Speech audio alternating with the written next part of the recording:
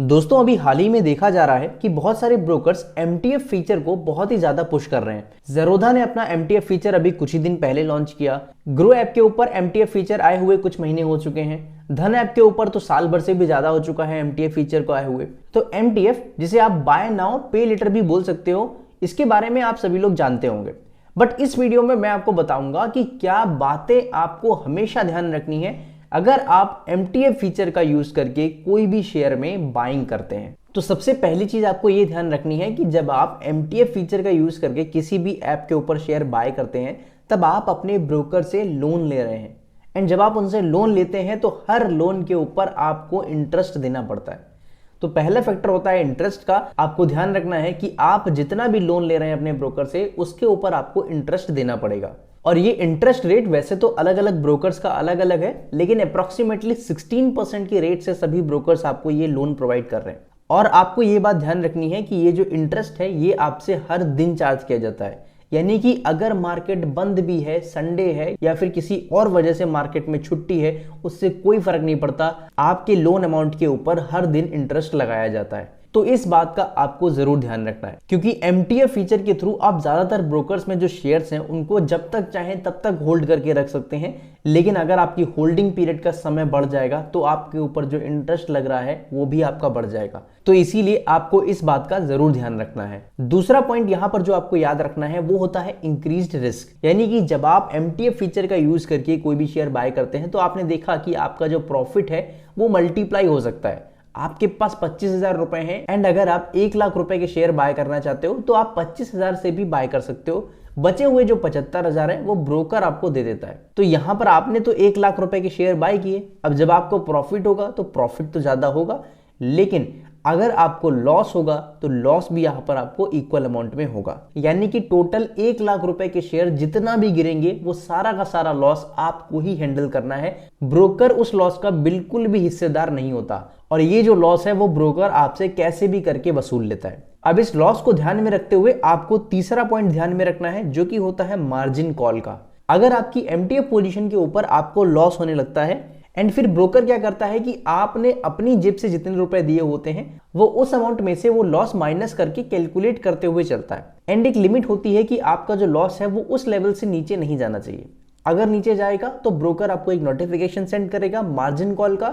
आपसे सीधे कहा जाएगा कि आप अपने ट्रेडिंग अकाउंट में कुछ नगद रुपए जमा कीजिए। फिर आपका ब्रोकर वहां से लॉस को माइनस करने लग जाएगा। लेकिन अगर आप इस मार्जिन कॉल की रिक्वायरमेंट को फुलफिल नहीं कर पाते हैं, आप अपने ट्रेडिंग अकाउंट में पैसे नहीं ऐड करते हैं, तो आपका जो ब्रोकर है वो ऑटोमेटिकली खुद से आपकी पोजीशन को स्क्वायर ऑफ कर देगा। और स्क्वायर ऑफ करने के बाद ब्रोकर ने जो आपको लोन प्रोवाइड किया होगा वो उतना अमाउंट तो वापस लेगा ही, साथ में जो भी इंटरेस्ट बना होगा वो भी आपसे ले लेगा, और आपको जितना उस पोजीशन के ऊपर लॉस हुआ होगा वो भी आपका जो फंड था उसमें से माइनस हो जाएगा। तो मार्जिन कॉल का आपको खासकर ध्यान रखना है, क्योंकि ऑटोमेटिकली आपकी पोजीशन को स्क्वायर ऑफ कर दिया जाएगा। आप फिर बाद में सोचोगे कि यहां पर तो लॉस मुझे बुक करना ही नहीं था, लेकिन ब्रोकर ने मेरी पोजीशन को स्क्वायर ऑफ कर दिया और मेरी पोजीशन के ऊपर लॉस बुक कर दिया। तो इस बात का आप जरूर ध्यान रखना। इसके बाद चौथा इंपॉर्टेंट पॉइंट जो आपको ध्यान में रखना है वो ये है कि आपको अपने शेयर्स को प्लेज करना पड़ेगा।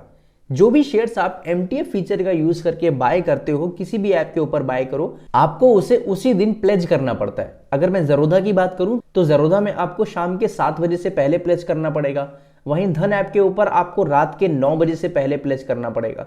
तो हर ब्रोकर की अलग अलग टाइमिंग्स होती हैं, तो उस टाइमिंग से पहले आपको अपने जो शेयर्स हैं, एमटीएफ वाले जो शेयर होंगे, उनको प्लेज करना पड़ेगा। अगर देखिए आप प्लेज नहीं करेंगे, मान लीजिए आप भूल जाते हैं प्लेज करना, तो ब्रोकर जो है वो आपकी जो पोजीशन थी एमटीएफ वाली उसको कन्वर्ट कर देगा डिलीवरी फॉर्मेट में। अब जब आपकी पोजीशंस डिलीवरी फॉर्मेट में कन्वर्ट हो गई, दैट मींस आपके जितने भी शेयर्स हैं उसका जो भी अमाउंट था वो सारा का सारा आपको खुद से पे करना पड़ेगा। लेकिन जब आपने एमटीएफ फीचर का यूज करके शेयर को बाय किया तो वहां पर ब्रोकर ने आपको लोन प्रोवाइड किया था। तो ब्रोकर ने आपको जितना भी लोन प्रोवाइड किया होगा वो ब्रोकर आपसे अगले ही दिन सुबह सुबह वापस ले लेगा और आपके फंड में वहां पर माइनस में अमाउंट शो कर देगा। फिर आपकी जिम्मेदारी बनती है कि जो भी अमाउंट माइनस में वहां पे शो हो रहा है वो आप ऐड कर लीजिए, अगर आपको अपने शेयर्स को ऑटोमेटिकली सेल होने से बचाना है। तो पहली चीज, आप अपने शेयर्स को प्लेज करना भूल जाते हैं। दूसरी चीज, जितना भी अमाउंट रिक्वायर्ड है वो आप अपने ट्रेडिंग अकाउंट में ऐड नहीं करते हैं, तो ब्रोकर ऑटोमेटिकली किसी भी समय आपके जो शेयर्स हैं उनको स्क्वायर ऑफ कर देगा, उनको बेच देगा। तो इसीलिए इस बात का भी आपको ध्यान रखना है कि आप अपने शेयर्स को ध्यान से प्लेज कर लेना। और दोस्तों, जब आप प्लेज करते हो तो जो ब्रोकर्स हैं वो आपसे प्लेज का चार्ज लेते हैं। आप अपने शेयर्स को प्लेज करोगे तब आपसे ब्रोकर प्लेजिंग का चार्ज लेगा, फिर जब आप अपने शेयर्स को अनप्लेज करोगे तब भी आपसे आपका ब्रोकर अनप्लेजिंग का चार्ज लेगा। ये तो प्लेज और अनप्लेज के चार्जेस है।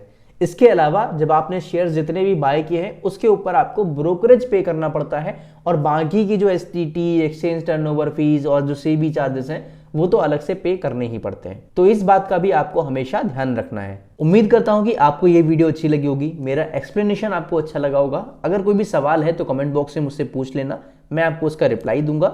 और जाते जाते वीडियो को लाइक करना, और मुझे पता है कि आप लोग चैनल पर नए हैं तो चैनल को सब्सक्राइब कर लेना, क्योंकि ऐसी ही दमदार वीडियोस आपको मिलती रहेंगी। और इस वीडियो को अपने दोस्तों के साथ जरूर शेयर करना।